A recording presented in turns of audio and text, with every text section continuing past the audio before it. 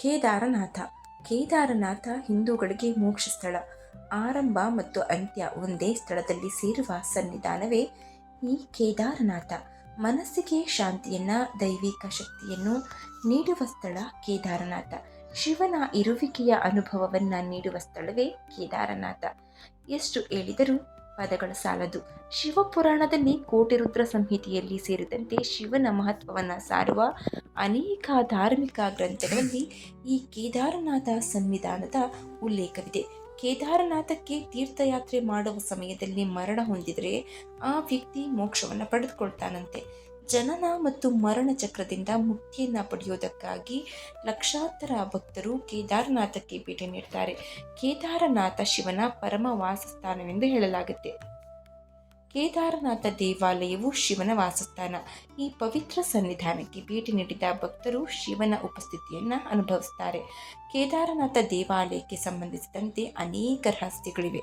ಈ ರಹಸ್ಯಗಳು ಯಾವುವು? ಕೇದಾರನಾಥ ದೇವಾಲಯದ ಕುರಿತು ನೀವು ತಿಳಿದುಕೊಳ್ಳಬೇಕಾದ ಕೆಲವೊಂದು ರಹಸ್ಯಗಳ ಬಗ್ಗೆ ಇವತ್ತಿನ ವಿಡಿಯೋದಲ್ಲಿ ತಿಳಿದುಕೊಳ್ಳೋಣ. ನಮಸ್ಕಾರ ಸ್ನೇಹಿತರೆ, ಎಲ್ಲರಿಗೂ ಮಾನು ಮನೋಜ್ ಕನ್ನಡ ಯೂಟ್ಯೂಬ್ ಚಾನಲ್ಗೆ ಸ್ವಾಗತ. ಶಿವನಿಗೆ ಅರ್ಪಿತವಾದ ಕೇದಾರನಾಥ ದೇವಾಲಯವು ಉತ್ತರಾಖಂಡದ ರುದ್ರಪ್ರಯಾಗ ಜಿಲ್ಲೆಯಲ್ಲಿದೆ.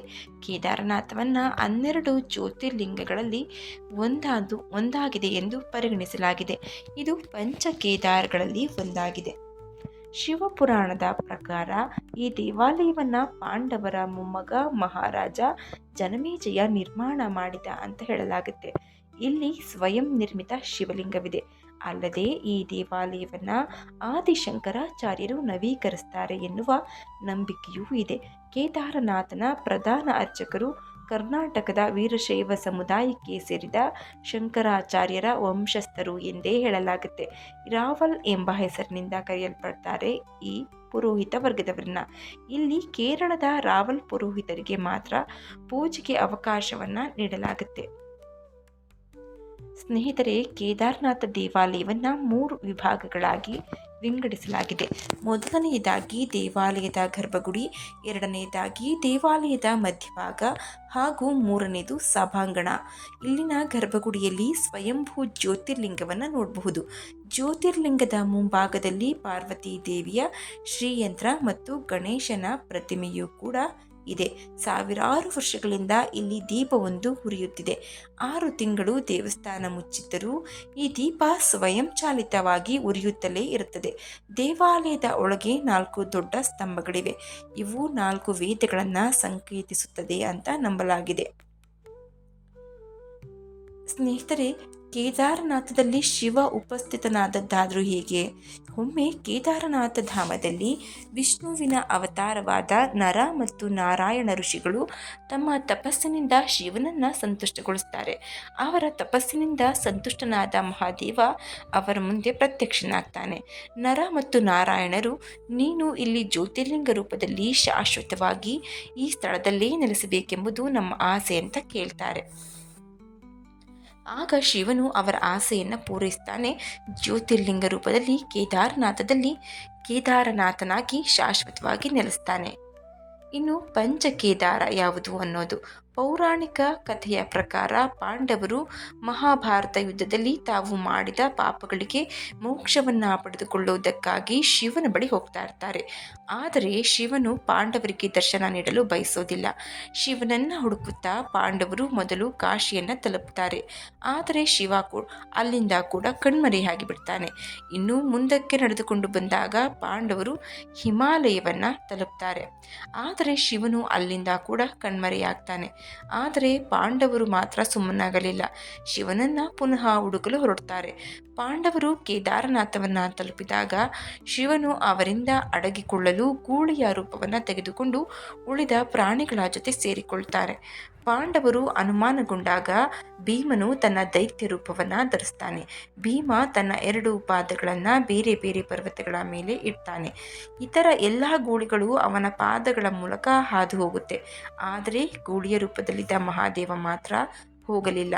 ಇದಾದ ನಂತರ ಭೀಮನು ಗೂಳಿಯ ಮೇಲೆ ಎರಗಿದ ತಕ್ಷಣ ಅವನು ಗೂಳಿಯ ತ್ರಿಕೋನಾಕಾರದ ಹಿಂಭಾಗವನ್ನು ಹಿಡಿತಾನೆ. ಪಾಂಡವರ ಭಕ್ತಿಯನ್ನು ನೋಡಿ ಶಿವನು ಆಗ ಪ್ರಸನ್ನನಾಗ್ತಾನೆ. ಭಗವಾನ್ ಶಂಕರನು ಕಣ್ಮರೆಯಾಗುತ್ತಿರುವಾಗ ದೇಹದ ಮೇಲ್ಭಾಗವು ಕಠ್ಮಂಡುವನ್ನು ತಲುಪುತ್ತೆ. ಅದು ಇಂದು ಪಶುಪತಿನಾಥ ಎಂದು ಪ್ರಸಿದ್ಧವಾಗಿದೆ. ಶಿವನ ತೋಳುಗಳು ತುಂಗನಾಥದಲ್ಲಿ, ಮುಖವು ರುದ್ರನಾಥದಲ್ಲಿ, ಹೊಕ್ಕಳು ಭಾಗವು ಮಲೆ ಮಹದೇಶ್ವರದಲ್ಲಿ, ಶಂಕರನ ಜಡೆ ಕೂದಲು ಕಲ್ಪೇಶ್ವರದಲ್ಲಿ ಕಾಣಿಸಿಕೊಳ್ಳುತ್ತೆ. ಆದ್ದರಿಂದ ಈ 4 ಸ್ಥಳಗಳೊಂದಿಗೆ ಕೇದಾರನಾಥವು ಸೇರಿ ಪಂಚಕೇದಾರ ಅಂತ ಕರೆಯಲ್ಪಡುತ್ತೆ. ಕೇದಾರನಾಥವೆಂದು ಕರೆಯಲು ಕಾರಣವಾದರೂ ಏನು? ಕೇದಾರನಾಥದ ಬಗ್ಗೆ ಇರುವ ಇನ್ನೊಂದು ನಂಬಿಕೆ ಅಂದರೆ, ರಾಕ್ಷಸರು ದೇವರುಗಳ ಮೇಲೆ ದಾಳಿ ಮಾಡಿದಾಗ ದೇವರುಗಳು ತಮ್ಮನ್ನ ರಾಕ್ಷಸರಿಂದ ರಕ್ಷಣೆ ಮಾಡಿಕೊಳ್ಳಲು ಶಿವನನ್ನ ಪೂಜಿಸ್ತಾರೆ. ಅದರ ನಂತರ ಶಿವನು ಬಳ್ಳಿಯ ರೂಪದಲ್ಲಿ ಕಾಣಿಸಿಕೊಳ್ತಾನೆ. ದೇವತೆಗಳಿಗೆ ನಾನು ನಿಮ್ಮನ್ನ ರಾಕ್ಷಸರಿಂದ ರಕ್ಷಿಸ್ತೇನೆ ಎನ್ನುವ ಭರವಸೆಯನ್ನ ನೀಡ್ತಾನೆ. ಇದಾದ ನಂತರ ಗೂಳಿಯ ರೂಪದಲ್ಲಿ ಶಿವನು ತನ್ನ ಕೊಂಬುಗಳು ಮತ್ತು ಗೊರಸುಗಳಿಂದ ರಾಕ್ಷಸರನ್ನ ಸಂಹಾರ ಮಾಡ್ತಾನೆ. ಶಿವನು ಈ ರಾಕ್ಷಸರನ್ನ ಮಂದಾಕಿನಿ ನದಿಗೆ ಎಸಿತಾನೆ. ಕೇದಾರನಾಥ ಎಂಬ ಹೆಸರು ಕೋದಾರನಿಂದ ಬಂದಿದೆ. ಕೇದಾರನಾಥ ದೇವಾಲಯದ ಬಳಿ ರೇತಸ್ ಎಂಬ ಕೊಳವಿದೆ. ನೀವು ಕೊಳದ ಬಳಿ ಓಂ ನಮಃ ಶಿವಾಯ ಎಂದು ಜಪಿಸಿದರೆ ನೀರಿನಲ್ಲಿ ಗುಳ್ಳೆಗಳು ಮೇಲೆ ಬರುತ್ತೆ. ಅಲ್ಲದೆ ಈ ಕೊಳದ ನೀರನ್ನ ಕುಡಿಯುವ ಮೂಲಕ ಒಬ್ಬ ವ್ಯಕ್ತಿಯು ಮೋಕ್ಷವನ್ನ ಪಡಿತಾನೆ ಅಂತ ನಂಬಲಾಗಿದೆ. ಕೇದಾರನಾಥಕ್ಕೆ ಪ್ರಯಾಣ ಆರಂಭಿಸುವ ಸ್ಥಳದಲ್ಲಿ ಗೌರಿಕುಂಡವಿದೆ. ಗೌರಿಕುಂಡದ ನೀರು ಯಾವಾಗಲೂ ಕೂಡ ಬಿಸಿಯಾಗೇ ಇರುತ್ತೆ. ಇಲ್ಲಿ ಸ್ನಾನ ಮಾಡಿದ ನಂತರ ಕೇದಾರನಾಥಕ್ಕೆ ಪ್ರಯಾಣ ಪ್ರಾರಂಭಿಸಬೇಕು. ಈ ಕೊಳದ ಬಳಿಯೇ ತಾಯಿ ಪಾರ್ವತಿಯು ಶಿವನನ್ನ ತನ್ನ ಪತಿಯನ್ನಾಗಿ ಪಡೆಯಲು ತಪಸ್ಸನ್ನ ಮಾಡಿದ್ಲು ಅನ್ನೋದು ನಂಬಿಕೆ.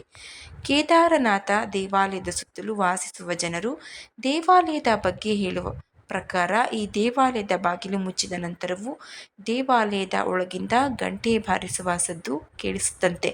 ಪುರಾಣಗಳ ಪ್ರಕಾರ ಈ 6 ತಿಂಗಳು ದೇವರುಗಳು ಇಲ್ಲಿ ಪೂಜೆ ಸಲ್ಲಿಸ್ತಾರೆ.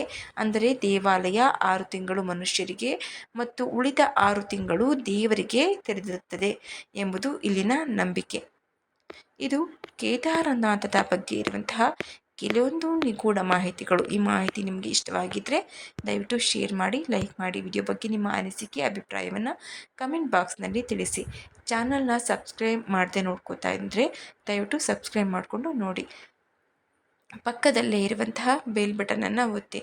ಯಾರಾದರೂ ಕೇದಾರನಾಥಕ್ಕೆ ಹೋಗಿದ್ರೆ ಜೈ ಕೇದಾರನಾಥ್ ಅಂತ ಕಮೆಂಟ್ ಮಾಡಿ. ಧನ್ಯವಾದಗಳು.